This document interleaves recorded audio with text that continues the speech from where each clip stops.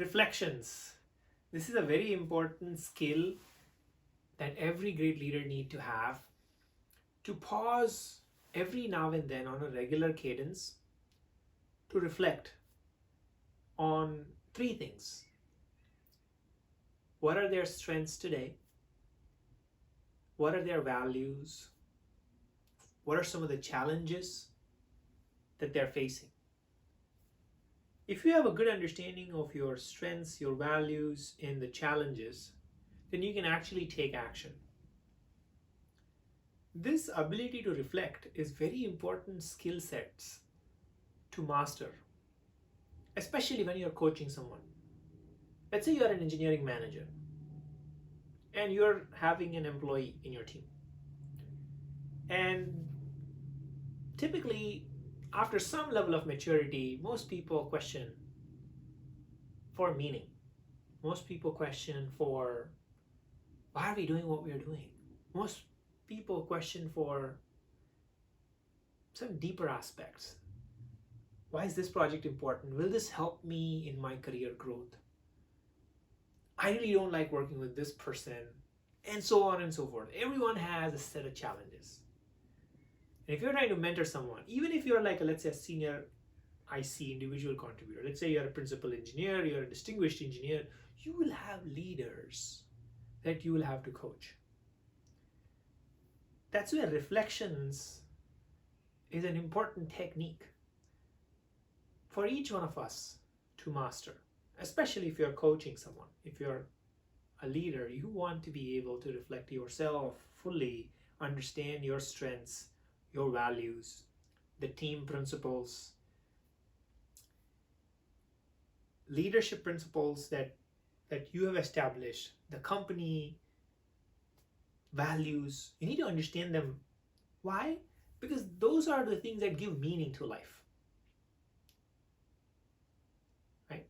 So everyone has some aspiration. They're trying to get to some place. But before you coach them, you need to coach and lead yourself as a leader. So it starts with leading yourself, reflecting on where you are, where you want to go, and what's the gap, or what are the challenges, what are the hurdles that you need to overcome, right? So it starts with you. Lead yourself, and then you'll be able to better lead your managers, your other leaders, your individual ICs, individual engineers, your team members, right? So this power of reflection, writing down regularly, at the moment, what are some of your strengths, right? For me, being vulnerable through this video, teaching is my secret superpower. I love it.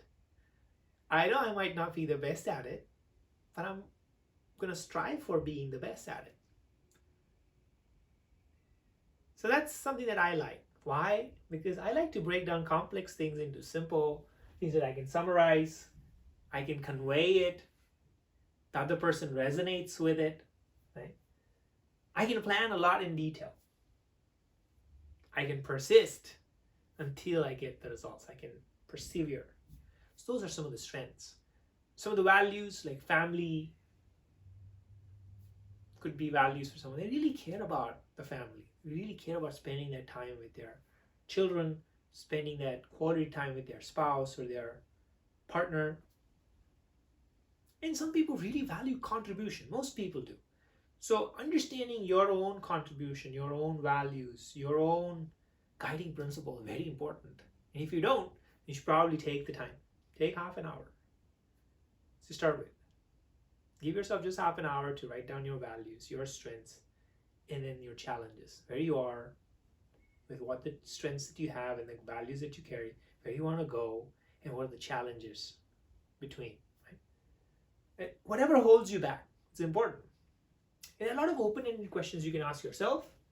Whatever you do here in this leading yourself, you can ask the same set of questions to your employees, to your team members, when you're coaching them, when you're guiding them. I'll give you a secret. If you can get really good at leading yourself, you can get really good at leading others. But it starts with leading yourself. If you're not satisfied at home, if you don't feel good about your work, Forget about leading others. You got to be good at leading yourself first. Okay, so now let's say we've covered that basis. How do you help guide others?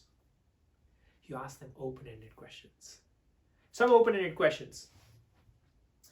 But before you ask all of these open-ended questions require some level of vulnerability. If you're coaching someone, you really want to first make sure, is this person really ready to be coached? I want to be able to look into that eye and say, yeah, maybe. Are they asking you for help, or are you trying to just help them? If you're trying to just help them, they're probably not ready. No. But if they're asking you, then you want to take the time and energy. And you want to check for yourself, do you really want to spend that time with that person? You want to assess, have a barrier on who do you spend time, because this takes years probably to really master and coach someone, to empower them to be their best self. It's a long-term commitment. But once you're in it, be at it, assess, and then move on with them. Ask open-ended questions. Create a safe space. Tell them, hey, you're going to ask them some questions. You better understand them. And it can only be as useful as vulnerable they are. And you can start being vulnerable yourself. First, lead by example. So ask open-ended questions to understand their strengths, their values, their goals, what are the challenges that stops them from taking action. And in all of this, you shouldn't be judging them. If you judge them, game over. They're not going to open up. No, they're not going to open up. They're not going to tell you anything going forward. So no judgment. Create that safe space. Because they're going to be dropping their mask. They're going to be dropping those layers that they've built of like, hey, this is me. But they're really that, right? But you don't want to judge them. You want them to open up. Because when they open up, they're actually seeing that for the first time as well. Because they've not thought about some of these questions. These are deep questions. One question could be, what is it that you want me to know about yourself? This is open. This is the deep, the first layer, right? Now you're asking them to tell you. And most of the time, 80% of the time, you want them to talk. Once they have closed their line of thinking, and then once they've exhausted their thoughts, you ask another question. You acknowledge first. You try to understand, have a conversation, but make them speak. Take notes. Understand where they're coming from. Second question you could ask, like, what is it that you don't want me to know about you? That's going to get tricky. So then you watch the body expressions. Watch if they're feeling comfortable. If not, tone it down a little, and then slowly go to the deeper layers. The assessment here is to understand who the person is, what drives them, what is resonating with them in their identity of who they are and where they want to go. Sometimes just these conversations help them. Conversations are needed. Deeper conversations. There's a lot of listening. If you're not ready to listen, forget about coaching. You just cannot coach. Then you can ask, like, what is it that you want the world to remember about you? Now this comes back to their contribution, their values, their strengths, their goals, the challenges that they're facing. This is a very open-ended question. You could answer this in so many ways: professional, personal, n number of things. Now you opened it up, saying, what is it that you want the world to remember about you? Remember, all of us have limited time on this planet. Everyone wants to do something. But you'll realize quickly that most people have not really thought about this. So don't go too deep, because some people might not have thought about it. Maybe they have a rough idea. That's okay. Get them to crystallize it slowly. Right? Because it's going to take a lifetime of skill to actually have an impact on anything.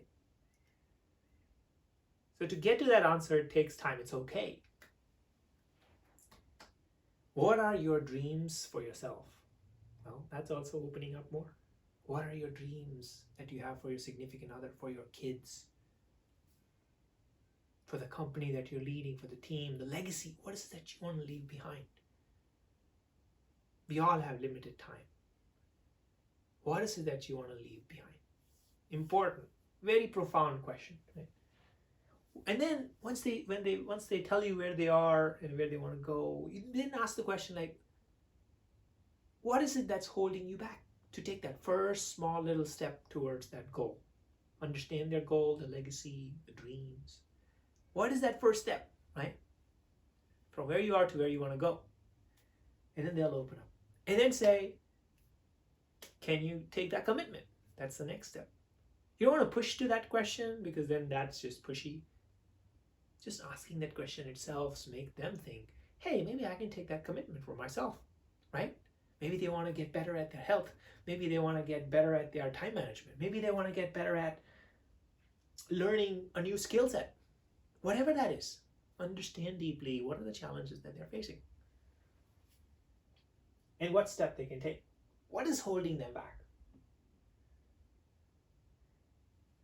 If you want to really understand someone, you want to understand their life events as well.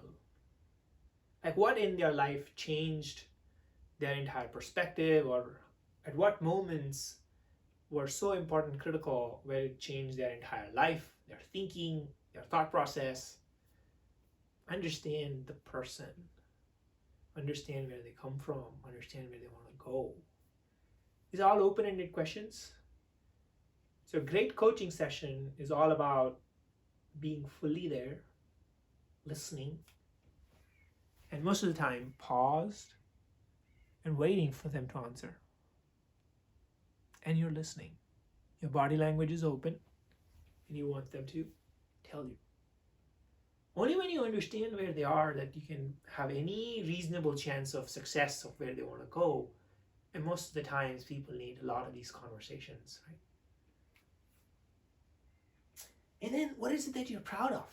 Also gives you like, what is it that gets them going? What is it that makes them tick, right?